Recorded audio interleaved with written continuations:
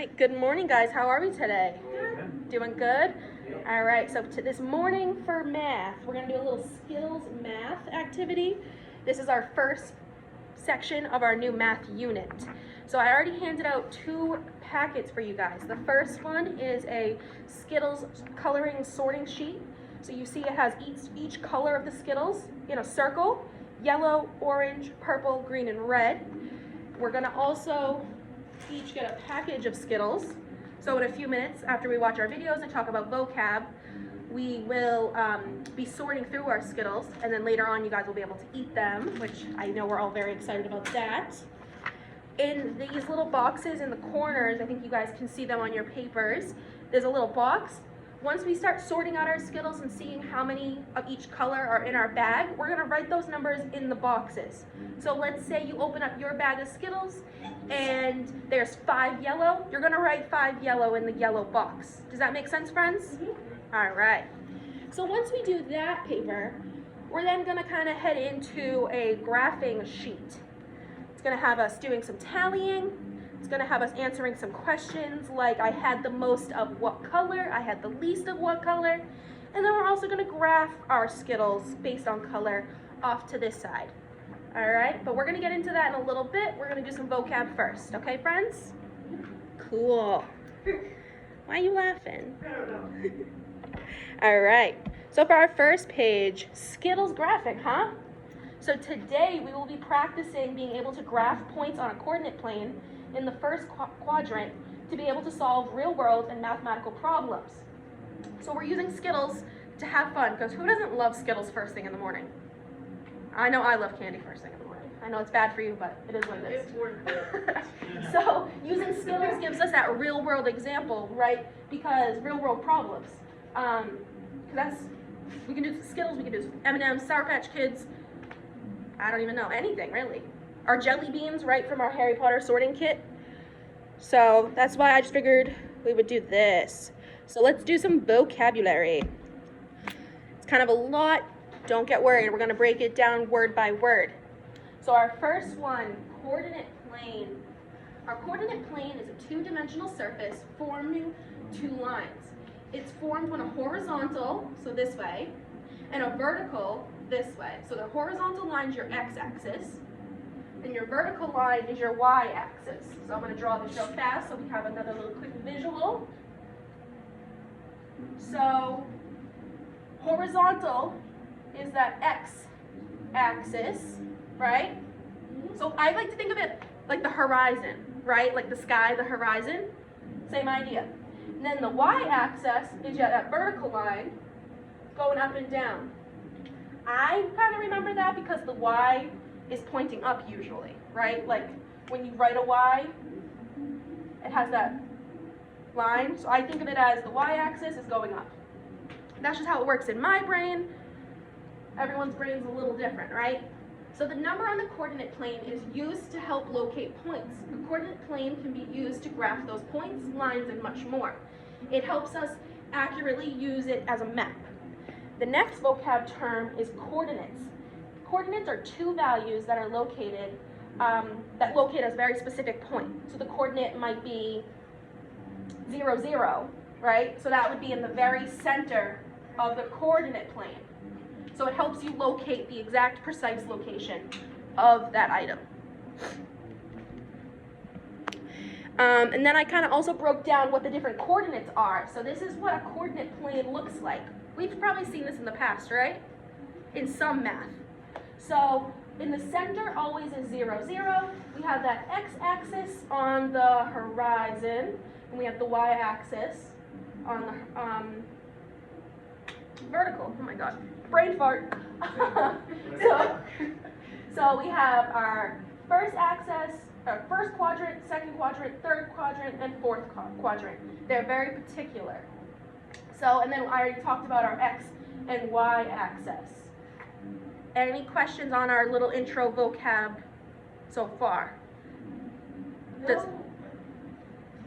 not at all. Okay. Does it make sense, the x and the y axis? What goes what? All right, cool. So now we have a little brain pop video. I know you guys love brain pop videos. This is You used to? I love them. I think they're super cute. I love the little robot guy. Yeah. Yeah, that's his name. I couldn't remember his name. So this little video, it's about 4 or 5 minutes long. It's going to talk about the different types of graphs that are going to give us a little better understanding about what we'll be doing today. There's different types of graph, bar graphs, pie graphs, all that sort of stuff. So let's watch our video.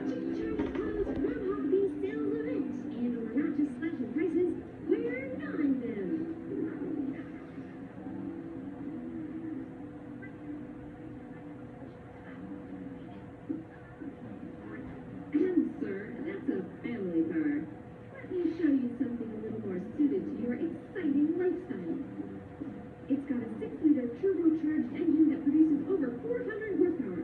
How would you like to drive home in this little speedster? You don't have to take my word for it. I've got the stats to back it up. Dear Cassie and Moby, how do people use graphs in real life? From SJ. Hey SJ. Graphs are just a visual way to show mathematical data or information. Used correctly, they can help you understand that info in different ways. Like, check out this giant list of specs on this year's car models, including each one's top speed. How's this poor sucker, customer, supposed to see which one's the fastest? But if we display each model's top speed in a bar graph, it's a lot easier.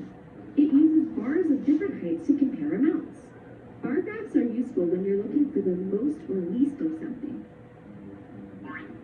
The horizontal x-axis shows different car models, and the vertical y-axis shows top speed in miles per hour. And as you can see, the Piranha GT stands head and shoulders above the competition. Yep, graphs usually show a relationship This is the between graph two we're going to kind of do factors with our Skittles. called variables. Like here, one of the variables is car models. And we're comparing it to the variable of top speed in miles per hour. But the Piranha isn't just quick. It's got the highest customer satisfaction rates in its class. They're selling like hotcakes, and supplies will not last. Just take a look at this dot plot. These are great for showing frequency, like how often a car is purchased. But instead of numbers, this graph uses dots. In this case, each dot represents a car that was sold in the past 6 months. The y-axis shows the number of cars, and the x-axis shows the months. If we change the dots into images, like this, that's called a pictograph. Using images also lets us introduce another variable, different car models. You can see what each image represents here in the key. That's where you'll find info to help you interpret the graph. So now we've got 3 variables, months of the year, car models, and how many of each were sold. This way we can compare sales over time and across different car models. Sales for this car keep getting stronger because the word of mouth on it is so positive. Look, don't make it look too easy. My boss is watching. I've got to earn my commission, you know. The Piranha doesn't just look good, it's also good for the planet. This scatter plot lays it all out. So this is another type of graph. A scatter plot shows individual data points. But unlike a dot plot, both axes represent data that has to be measured. That's why the points don't stack up neatly in columns. Here, the x-axis shows the car's weight, measured in pounds. And the y-axis shows how far a car can travel on a single gallon of fuel. We measure that in miles per gallon, or mpg. So each point indicates the size of an individual car and its mpg. But you can also look at all the data together, which can reveal interesting trends. Like here, we can see that as the size of a car increases, it gets fewer miles per gallon. This relationship isn't surprising. Heavier cars take more fuel to drag around. But check out the red point. That's the Piranha. It's higher up than cars of similar weights, because it gets more miles out of each gallon of gas. All of these stats, power, popularity, and fuel efficiency, probably explain this next one. Resale value, which is best shown on a line graph. All right. It's great for visualizing changes over time. So that's about as far in the video as we'll watch. So real quick, what do graphs show us? What type of information? Yes, data. So an example of that for like today's activity, our data would be what? Skittles. The number of Skittles, exactly. So it's that information that we get from the activity, or in the example that they're using here, right? They're graphing the cost of cars or the mileage of cars. What were you gonna say, Amber? The sales of them. Yes. The popularity. Mm-hmm.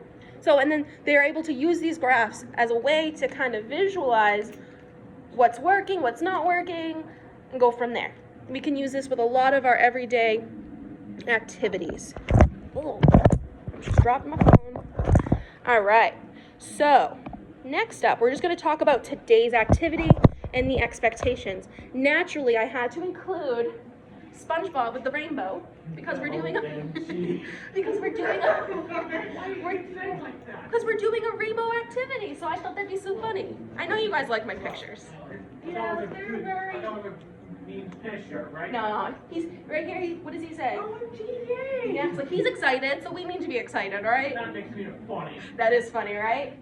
So, for our Skittles math activity, we're each going to need to pull out our textbook, a calculator, a writing utensil. You might want to grab a whiteboard, a marker, and an eraser to write your data. I'm going to give you your package of Skittles. I'm also going to give you those 2 sheets that I already handed out, the sorting sheet and the packet.